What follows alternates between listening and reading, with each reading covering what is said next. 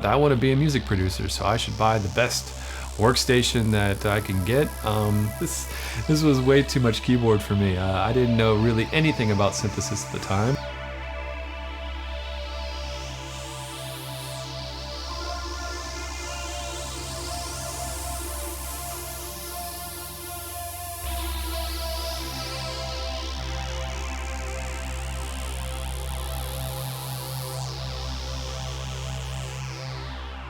So I bought the thing, brought it home, and I loved it. It was great. It had, of course, I was really mostly using the presets, which were better than most things I'd used before.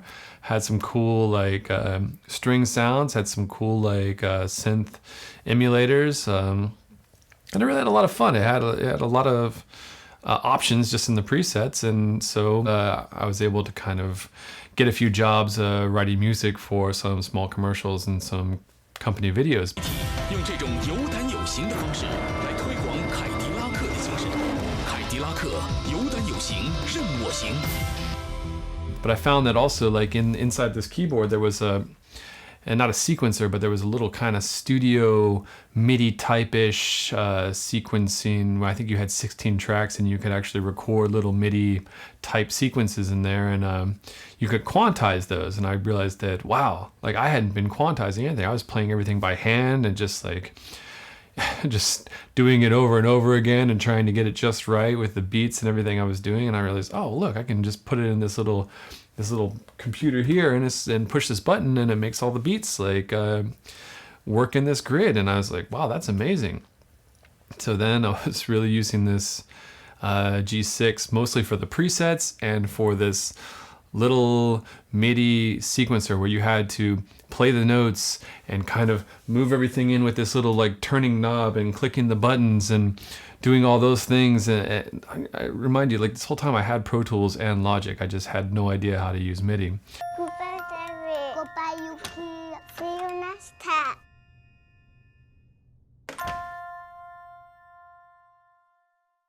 So eventually, after I did that, and embarrassingly I got paid like decent money to do a few commercial jobs, I started to realize like, oh, you can actually do MIDI and Logic and move things with a mouse, and it has a lot more options to, yeah, that makes a lot more sense. So I slowly started getting into Logic and realizing that, oh, and then I can get Logic to, I can plug in this little MIDI cable and actually work the sounds on the keyboard through Logic. And I mean, stuff that I should have learned years ago, but you know, learned it then.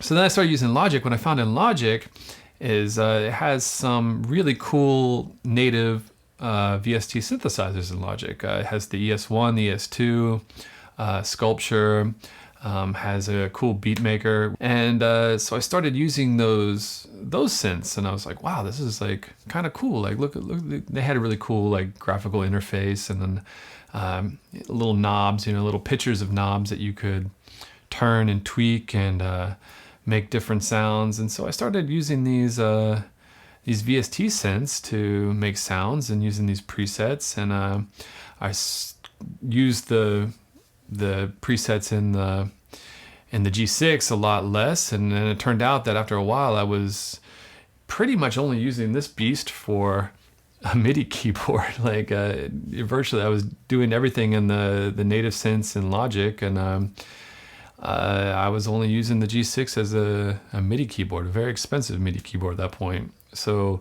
I really would have been better off, like back then, instead of spending $3,000 on a piece of equipment that I had no idea how to use whatsoever, just spending 99 bucks on a MIDI keyboard, buying Logic or whatever, and then just using the onboard instruments. That would have got me, I probably would have been 2 years ahead of where I was at that point if I would have just done that, which was a big mistake, but you know, everyone has to get where they're going somehow. Anyways, so I was using the presets a lot less on the G6, and then started using Logic a lot more. As time went on, I was just really started getting hearing these little like sounds of people like saying, oh, this is digital, this is all digital, all these synths are digital, like you should really try to use analog. It's all about analog. And I started looking at what is analog, what does that even mean?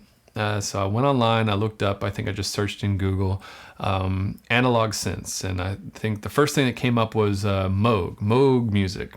And I was like, Moog, yes. I've heard of Moog. I think I had a couple of their plugins. I went on their site and I looked at their cool videos, and sure enough, they had some great artists playing some amazing music on these synthesizers. And I thought, oh, these things look so cool. Look, this looks like a spaceship. So I was like, let's see, the Voyager. Like, how much is, oh my God, that's $4,000. What's this one? The Sub 32, $2,000. I don't really know if I want to get that much into analog synth. I already have enough things to keep up with my workload. But of course I looked at their modular, their System 15 or whatever that cost $10,000 at the time. And I was like, yeah, whatever. It can't even come close to affording that. But I saw this semi-modular and I was like, what's that? And so I clicked on it, and at that point they only had the Mother 32. And so I was like, I think it was $500. So I was like, $500, not cheap. It's not nothing, but it's like, I can drop that.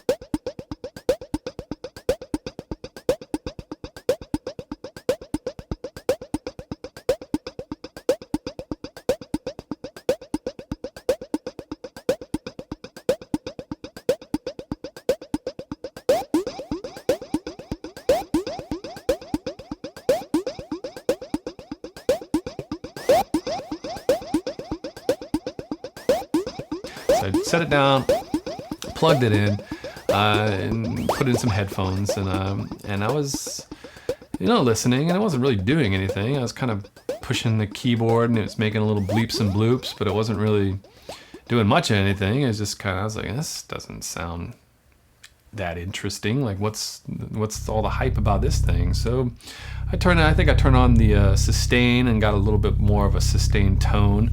I was like, that's cool. That's kind of cool. I turned the pulse width knob a little bit, and I was like,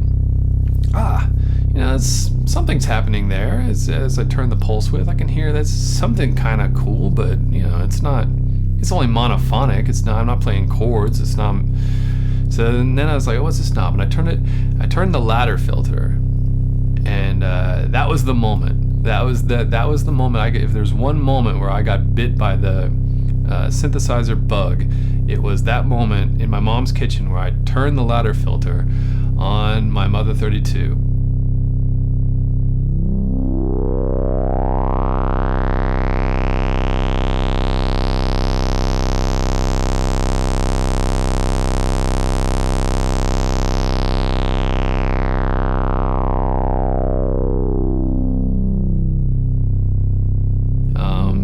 That sound of the ladder filter, I was like,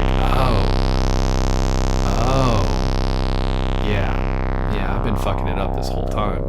this is cool. And I from there, I don't know, I started messing with the sequencer a little bit and got the instruction manual out and started, digging into that. And, I was like, this sounds cool, especially if you turn the filter down. I was like, this is the bass you hear and everything. It's got this. And then you start really digging into it. And I was like, but I think the fact that I could actually just touch the knobs, just actually turn them and move them, and actually physically, it was a thing that was sitting in front of me, was a big deal. Like, I think you can get a very similar sound from a lot of synths on in the box, but it's just something about actually touching it really clicked with me. Having the synth there and actually having to work with the knobs that you have in front of you as a physical thing is just different than clicking something on a computer. And it's like the ideas that come out from me actually having that physical thing and touching it and working with it are much better than the ideas that come out from using the computer. So anyways, so I want to play chords. So then I spent a little bit more money and I bought I was already in the Roland camp, so then I bought the JDXA. And this really just opened up the world to me. It has a whole panel of all these different knobs that are basically the exact same knobs that were in every synth that was on my computer that I totally didn't understand. But once I had it in front of me and I saw the signal path actually spelled out in front of me, and I could push a button and actually click things around, move things, 2 things at a time, 3 things at a time, then things just started making sense. And I started understanding that, oh, this is what synths are. Like I had done it backwards before. It's like I wasn't understanding them in the box, but when I actually had them in my hands, it made a lot more sense. The options are so limited that it makes you think outside the box. And when you do that, you get a lot more kind of these happy, beautiful accidents. And then you can actually just go down. You might be like trying to go down one direction, and then something happens and you hear something cool and you start going down a different direction. This is kind of didn't really happen when I was working with the synthesizers in the box. So this has really changed my way of producing music.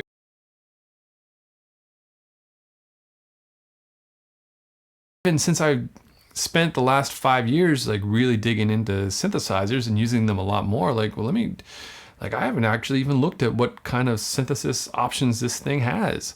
And so I dug back into the menus, and this basically it's the same thing. It's like what's happening just inside the little computer here. I mean, you still have the waveforms and you have carriers and you have different ways of routing it. It's essentially the exact same thing you do with cables. You just do it inside with your little mouse, and it's got a lot of potential. Like I actually dug back into it and I was like, wow, like this, it took me 5 years of actually plugging cables and actually working with my hands to understand what the fuck was even happening in this thing. But now that I do it, I realized that, oh, this is actually a great synth that I'm really starting to enjoy.